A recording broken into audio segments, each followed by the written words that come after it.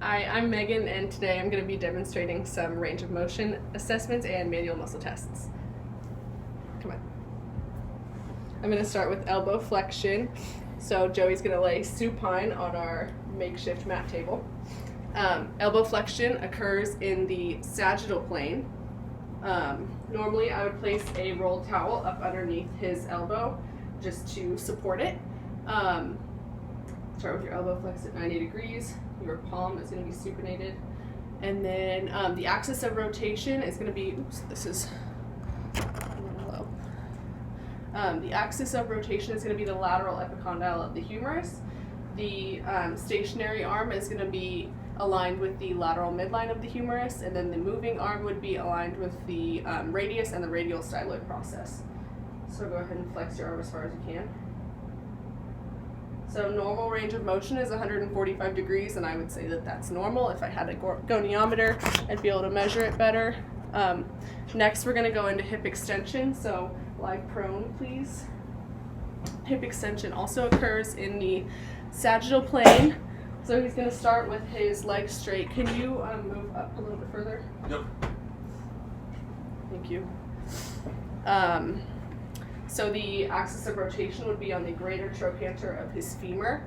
The moving arm would be along the midline of his pelvis right here, the stationary arm is along the midline of his pelvis right up here, and the moving arm is going to be aligned with the lateral epicondyle of the femur. So he's going to extend his leg backward. There you go, and we can bring it back down. And then normal range of motion is 10 degrees, and I would say that that was normal. So this range of motion is going to be cervical rotation, which occurs in the transverse plane. The axis of rotation is going to be the center of his skull. The stationary arm is going to be aligned with his acromion, so right here, and the moving arm is going to be aligned with his nose, so right here. So go ahead and turn your head to the right. Good. So normal range of motion for cervical rotation is 80 degrees, and I would say that that was normal. Now on to the manual muscle test. So I'm going to do brachialis. So you're going to sit the way that you are. Your palm is going to be in a neutral position. Arm will be flexed to 90 degrees. This motion occurs in the sagittal plane. The origin of this muscle is at the anterior lower half of the humerus, and medial and lateral intermuscular septa. The inner insertion is the coronoid process of the tuberosity of the ulna, and the action is elbow flexion. So first I'm going to make sure that he can actually go through the range of motion of elbow flexion, so go ahead and flex your arm as far as you can. And bring it back down. So I'm going to stabilize his trunk with one hand on his shoulder, and my other hand is going to be on the distal radius proximal to the wrist joint, and I'm going to resist him in a downward motion. Okay, so I'd give that a 5. Next is going to be biceps femoris, so go ahead and lay prone again, please. This motion also occurs in the sagittal plane, the movement of the hamstrings.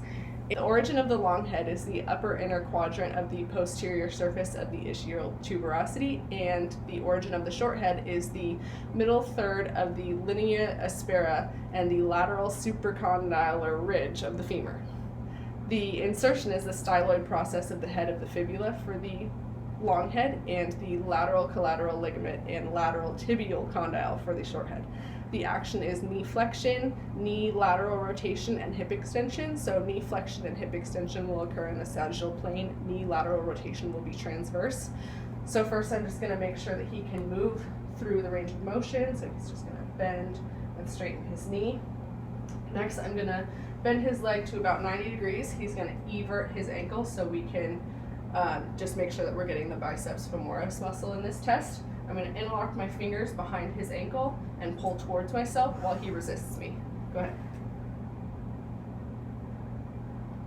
Okay, I would give that a 4. And lastly is going to be thoracic trunk extension, specifically on the spinalis thoracus, which is a deep erector muscle of the spine.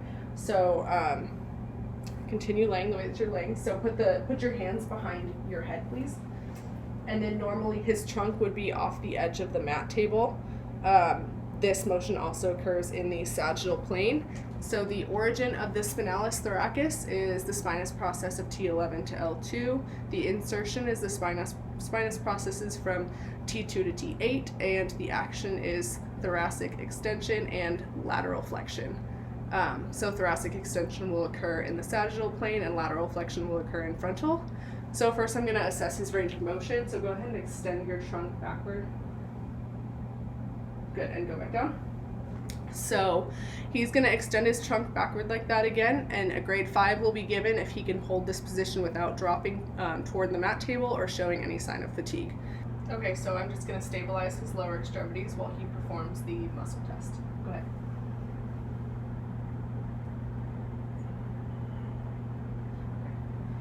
Okay, so that would be graded 5 because he was able to hold the trunk extension without fatiguing.